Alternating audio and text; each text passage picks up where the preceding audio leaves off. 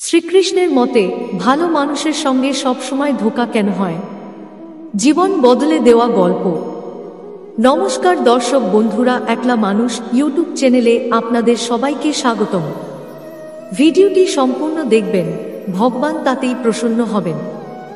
ভিডিওটি ভালো লাগলে লাইক, শেয়ার ও কমেন্ট করবেন। আরও এমন ভিডিও দেখতে সাবস্ক্রাইব করতে ভুলবেন না যেন।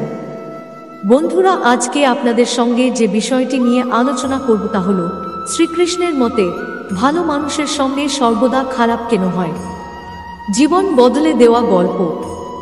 বন্ধুরা, যেমনটা আমরা জানি এখন কলিযুগ চলছে এবং এই যুগে অধিকতর লোকেদের খারাপ নজরে দেখা হয়, কিন্তু এমনটাও নয় যে এই অভিশপ্ত যুগে আপনি ভালো মানুষের দেখা পাবেন না। আর আপনি কোথাও না কোথাও যদি ভালো মানুষের দেখা পান তাহলে তখন আপনিও লক্ষ্য করে দেখেছেন হয়তো এই যুগে ভালো মানুষের সঙ্গে সবসময় খারাপই হয়ে থাকে। আপনি কি কখনো এটা ভেবেছেন এমনটা কেন হয়? যদি এর কারণ আপনি না জেনে থাকেন তাহলে এই ভিডিওটি সম্পূর্ণ দেখবেন। বন্ধুরা, এই বিষয় সম্পর্কিত বর্ণনা শ্রীমদ্ভগবদ্গীতায় পরমেশ্বর ভগবান শ্রীকৃষ্ণ একবার বলেছিলেন।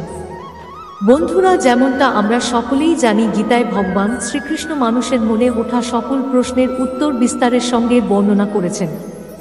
শ্রীমদ্ভগবদ্গীতা অনুসারে অর্জুনের মনে যখনই কোনো সন্দেহ দেখা দিত তখনই অর্জুন সেই প্রশ্নের সমাধানের জন্য ভগবান শ্রীকৃষ্ণের কাছে চলে যেতেন। এরকমই একটি দিনের কথা, অর্জুন ভগবান শ্রীকৃষ্ণের কাছে জিজ্ঞাসা করলেন, হে বাসুদেব, আমার মনে একটি প্রশ্ন জেগে উঠছে এবং এর সমাধান আপনি করতে পারেন। তখন এই শুনে ভগবান শ্রীকৃষ্ণ তাকে বললেন, নিজের মনের দুবিধা আমার কাছে বিস্তারে বলুন। তখন অর্জুন শ্রীকৃষ্ণকে বললেন, কৃপা করে আমাকে বলুন, ভালো মানুষের সঙ্গে সবসময় খারাপ হয় কেন?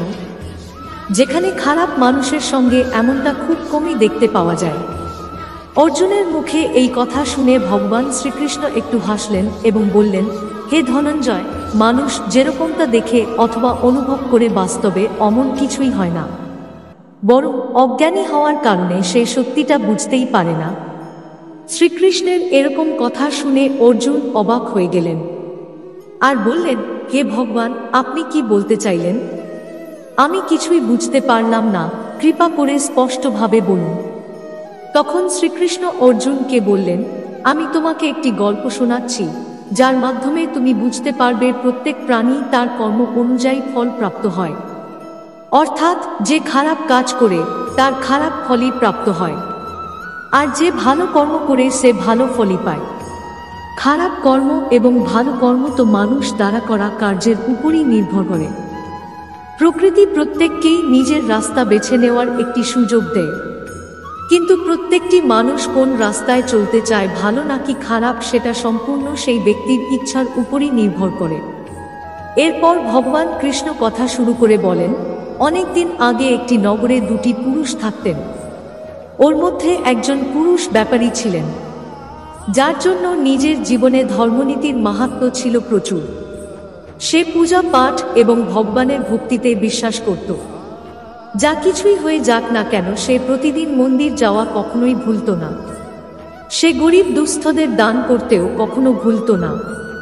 সে নিত্য ভগবানের পূজা অর্চনায় লেগে থাকতেন। অন্যদিকে ওই নগরীর দ্বিতীয় পুরুষটি প্রথম পুরুষটির থেকে সম্পূর্ণ আলাদা ছিল। সে প্রতিদিন মন্দির যেত, কিন্তু পূজা পাঠের উদ্দেশ্য নয়, বরং মন্দিরের বাইরে থেকে চপ্পল চুরি করার জন্য। তার দান ধ্যান ন্যায়নীতির সঙ্গে কোনো রকম সম্পর্ক ছিল না। শুধু তাই নয়, সে মন্দিরের ভিতরে ঢুকে মন্দিরের ধন সম্পত্তি চুরি করে নিত। এইভাবেই সময় কেটে যাচ্ছিল। একদিন ওই নগরীতে খুব জোরে বৃষ্টিপাত হচ্ছিল, যার কারণে ওই নগরীর মন্দিরটিতে শুধুমাত্র পুরোহিত ছাড়া আর কেউ ছিল না। যখন এই বিষয়টি দ্বিতীয় পুরুষ জানতে পারল, তখন সে মনে মনে ভাবল এটাই সঠিক সময় মন্দিরের ধন চুরি করার।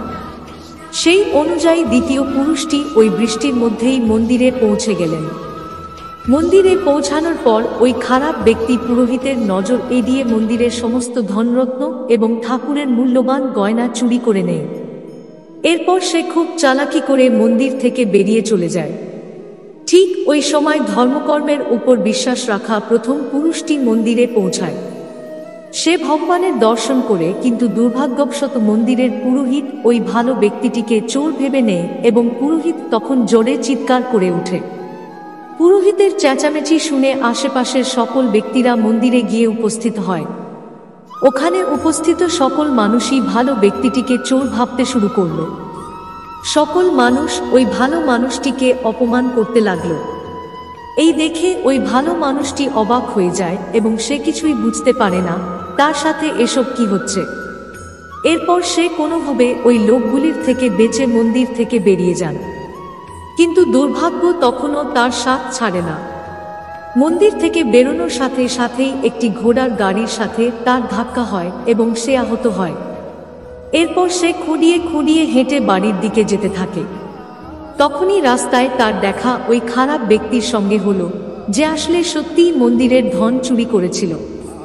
সে অত্যন্ত খুশি ছিল এবং নিজেই নিজেকে বলছিল, আজ তো আমার ভাগ্যই পাল্টে গেছে, একসাথে এত ধন সম্পদ পেলাম।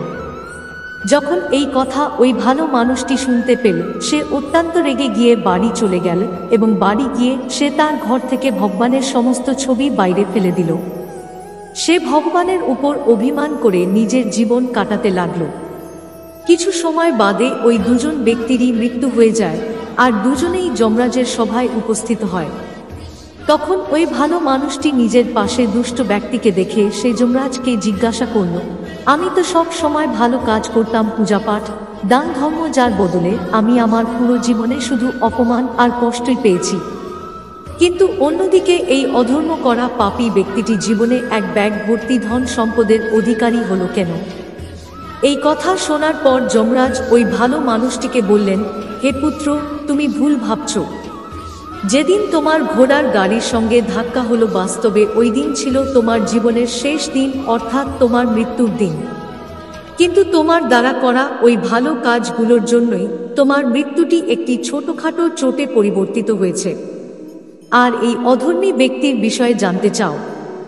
এই অধর্মী ব্যক্তির জীবনে একটি রাজযোগ ছিল, যার ফলে সে অনেক অনেক ধন সম্পত্তির মালিক হতে পারত। কিন্তু সে অধর্ম করার ফলে সে যে পরিমাণ ধন সম্পদের অধিকারী হতো, তার খুবই কম পরিমাণ সে পেয়েছে। তার ধন সম্পদের পরিমাণ শুধুমাত্র একটি ব্যাগের মধ্যে প্রাপ্ত হয়েছে। ভগবান শ্রীকৃষ্ণ এই গল্পকথা অর্জুনকে বলতে বলতে তাকে জিজ্ঞাসা করলেন, তুমি কি এবার তোমার প্রশ্নের উত্তর পেলে? এমনটা ভাবা যে ভগবান মানুষের ভালো কাজগুলোকে লক্ষ্য করেন না, এটা কখনো সত্য নয়। যদি আপনি ভালো কাজ করতে থাকেন, তাহলে ভগবানের কৃপা আপনার উপর সব সময় থাকে। বন্ধুরা, এই গল্পটি থেকে এটা শিক্ষা পাওয়া যায় যে কখনো নিজের কর্ম খারাপ করা উচিত নয়, কেননা আপনার কর্মের ফল আপনাকে এই জীবনে ভোগ করতে হবে। সেই অনুযায়ী সব সময় ভালো কর্ম করার চেষ্টা করুন। তাহলে বন্ধুরা, আজকের ভিডিও এখানেই শেষ করছি। ভালো লেগে থাকলে অবশ্যই লাইক, শেয়ার ও কমেন্ট করবেন। ভালো থাকুন, সুস্থ থাকুন, পরিবারের সকলকে ভালো রাখার চেষ্টা করুন। ভগবান আপনার জীবন মঙ্গলময় করে দেবেন। জয় রাধা কৃষ্ণের জয়। ধন্যবাদ।